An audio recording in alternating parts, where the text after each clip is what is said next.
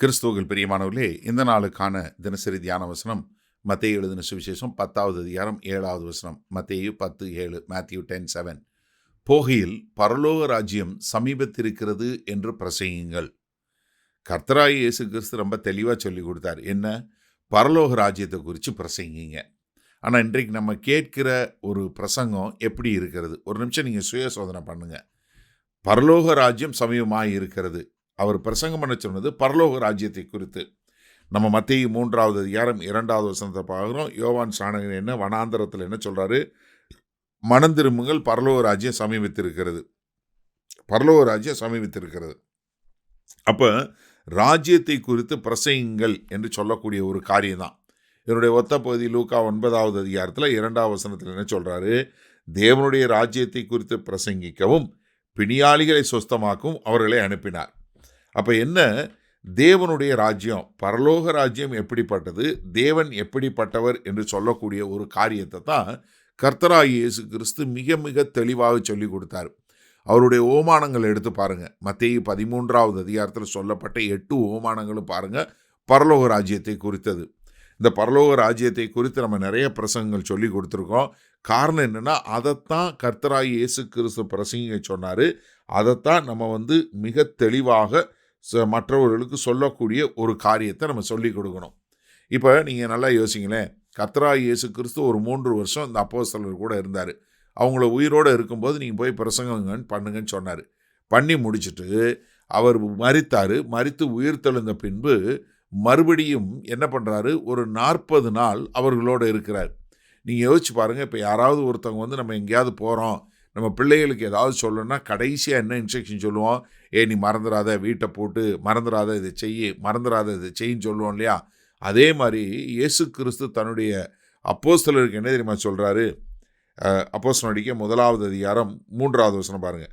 அவர் பாடுபட்ட பின்பு 40 நாளளவும் அப்போஸ்தலருக்கு தரிசனமாகி தேவனுடைய ராஜ்யத்துக்குரியவளை அவர்களுடனே பேசி அநேக தெளிவான திருஷ்டாந்தங்களினாலே அவர்களுக்கு தம்மை உயிரோடு இருக்கிறவராகவும் காண்பித்தார். இயேசு கிறிஸ்து கடைசியாக இந்த பூமியை விட்டு போகிறதுக்கு முன்பாக உயிர்த்தெழுந்த பின்பு பரலோகத்துக்கு போகிறதற்கு முன்பாகவும் அப்போஸ்தலருக்கு சொல்லி கொடுத்த காரியம் என்ன? பரலோக ராஜ்யத்தை குறித்து பிரசங்கிங்க. அப்போஸ்தலருக்கு முன்பாக தான் பரலோகத்துக்கு அவர்கள் கண்களுக்கு முன்பாக எடுத்து செல்லப்படுற வரைக்கும் திரும்ப திரும்ப என்ன சொல்லி கொடுத்தாரு?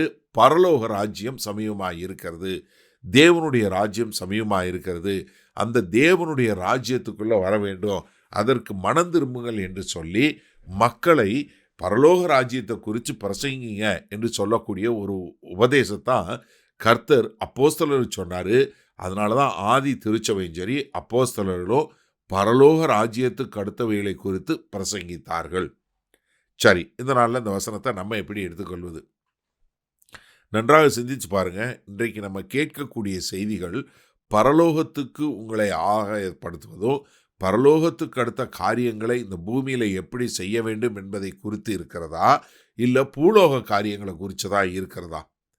ரொம்ப வேதனையான விஷயம். நிறைய பிரசங்கங்கள் கேட்கும்போது அதில் பரலோக ராஜ்யத்தை குறித்தோ, பரலோகத்தை குறித்தோ, பரலோகத்தில் சொத்து சேர்ப்பதை குறித்தோ, இல்லை பரலோகத்துக்கென்று ஒரு வாழ்க்கை வாழ்வதை குறித்தோ நம்ம கேள்விப்படுவது மிக மிக குறைவாகவே இருக்கிறது. ஆனால் மாறாக என்னவா இருக்கிறது? எல்லாம் பூமிக்கு அடுத்தது. நீங்கள் எப்படி வீடு வாங்க முடியும், நீங்கள் எப்படி கார் வாங்க முடியும், நீங்கள் எப்படி பூமியில் சிறப்பாக வாழ முடியும், எப்படி நீங்கள் சந்தோஷமாக வாழ முடியும், எப்படி நோய் நொடி இல்லாமல் வாழ முடியும் என்று சொல்லக்கூடிய காரியங்களை குறித்து நம்ம அதிகமாக கேள்விப்படுறோமே ஒழிய பரலோக ராஜ்யத்தை கேள்விப்படல. ஒரு உண்மையான ஊழியத்தினுடைய தன்மை, ஒரு உண்மையான ஒரு ஊழியம் எப்படி இருக்க வேண்டும் என்றால் அது பரலோக ராஜ்யத்தை குறித்து பிரசங்கிக்கிறதாக இருக்க வேண்டும். அப்போ ஒரு பரலோக ராஜ்யம் என்பது என்ன? தேவனுடைய ஆளுகை எப்படி இருக்கிறது, தேவனுடைய ராஜ்யத்தில் நம்மளுடைய பங்கு என்ன, அந்த தேவனுடைய ராஜ்யத்துக்கு நம்ம எப்படி தயார் பண்ணுவது, அந்த தேவனுடைய ராஜ்யத்துக்குரிய காரியங்களை குறித்து சொல்வது, இப்படிப்பட்ட பிரசங்கங்கள் தான் சபைகள் பிரசங்கிக்க வேண்டும். ஏன்னா அதுதான் கர்த்தராகிய இயேசு கிறிஸ்து சபைக்கும் ஆதி அப்போஸ்தலரும் கொடுத்த ஒரு கட்டளை. என்ன? போகையில் நீங்கள் என்னத்தை பண்ணுங்க? பரலோக ராஜ்யத்தை குறித்து பிரசங்கிங்க. எனக்கு அருமையான சகோதரனே சகோதரியே, இன்றைக்கு நீங்கள் கேட்கக்கூடிய காரியங்கள் உங்களை பரலோகத்துக்கு தயார் பண்ணக்கூடியதாகவும் உங்களுடைய வாழ்க்கை பரலோக வாழ்க்கையை குறித்ததாக இருக்கிறதா என்பதை நீங்கள் தயவு செய்து சோதனை பண்ணுங்க. ஏன்னா அப்படி இல்லைன்னா அப்படிப்பட்ட காரியங்களை விட்டு விலகக்கூடிய மக்களாக நீங்கள் இருக்க வேண்டும் என்பது என்னுடைய வேண்டுகோள். ஏன்னா அதைத்தான் கர்த்தர் விரும்புகிறாரு. அதனால் தயவு செய்து எனக்கு அருமையான சகோதரனே சகோதரியே, நீங்கள் பரலோக ராஜ்யத்தை குறித்து கேட்கக்கூடிய பிரசங்கங்களை கேட்கும்படியாக உங்களை வேண்டிக் கொள்கிறேன்.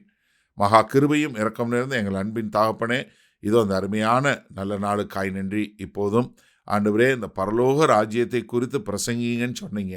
இன்றைய சபை எங்கேயோ மாறி போனதை நாங்கள் பார்க்குறோம். ஆனாலும் இந்த செய்தியை கேட்கிற ஒவ்வொருவரும் பரலோக ராஜ்யத்தை குறித்து பிரசங்கிக்க, அதை குறித்து கேள்விப்பட எங்கள் தேவன் கிருபை பாராட்ட வேண்டுமாய் இயேசு கிறிஸ்துவின் மூலம் ஜெபிக்கிறோம் ஜீவனுள்ள வல்ல பிதாவே, ஆமேன். கர்த்தர் உங்களை ஆசீர்வதிப்பாராக. நாம் இன்று மாலை மணால சந்திப்போம்.